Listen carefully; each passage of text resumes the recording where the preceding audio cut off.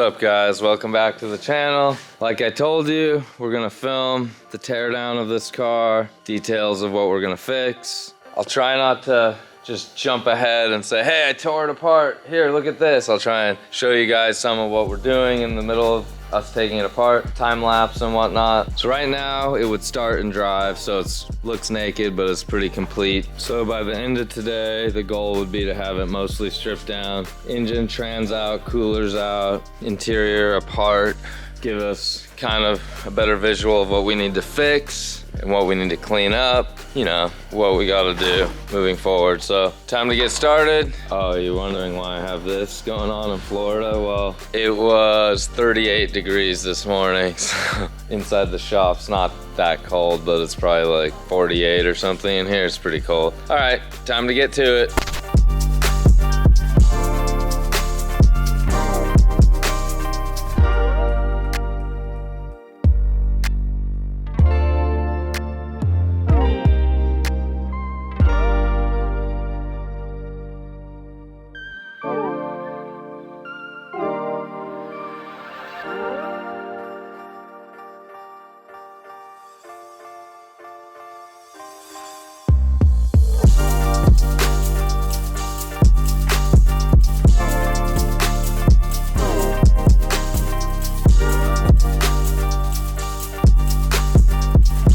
Okay, so car's not fully stripped, but driveline is out, interior is most of it, the big items are out, so I can get a vacuum in there and clean stuff and get it looking nice again. Rear cell is out, radiator's out, water pump is out, some of the plumbing's out, and the wire harness is out. I still need to take these Reinhardt 3-ways out and send them in to get refreshed, and I do need to probably drop the rear subframe and clean it up, front subframe, clean it up, but today was more kind of just getting the big bulk of things out. Hey, look at this.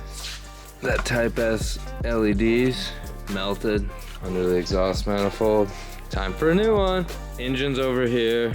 We've been time-lapsing for you guys so you could see us running around in the time-lapse, pulling stuff out.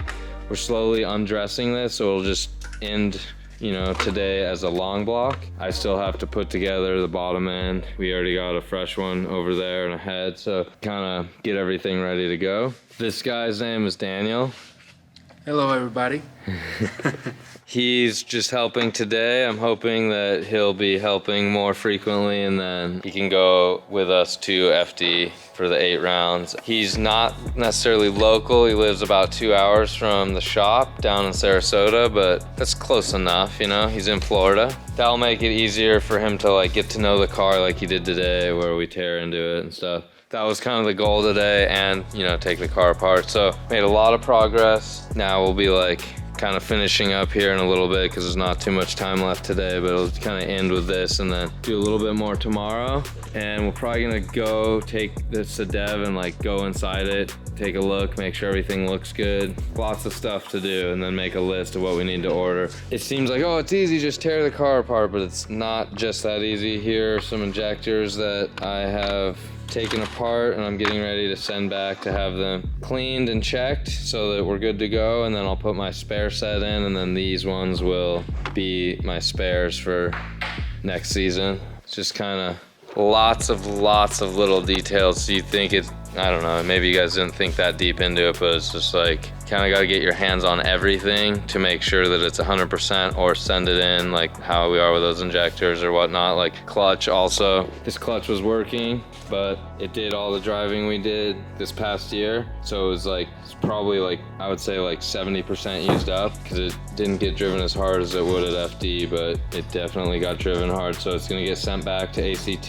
They're going to go through it and either replace everything or replace what's needed. My thought would just be resurfaced on the 2 pressure plate and the flywheel, and then they'll probably put new discs and floaters in it and then send it back, and then that can go with a fresh engine for next season. The radiator, this thing is like, we're done with it pretty much for the FD car, because as you can see, real dirty, and I don't know if you can tell how like you can't really see directly through it very well. You kind of can, but if it was a new radiator, you could see through it a lot better. It has a lot of film basically stuck to it, and we'd clean it and blow it out every round, but this would be its 3rd year in a row that it went. We're getting a new one.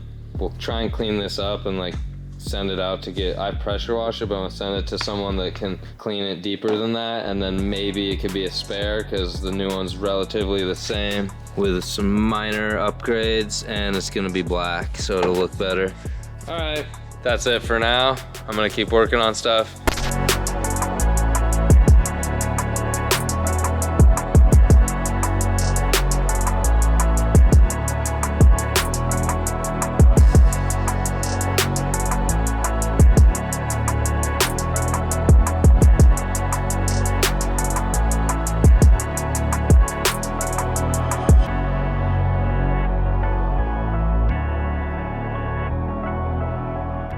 Seconds later.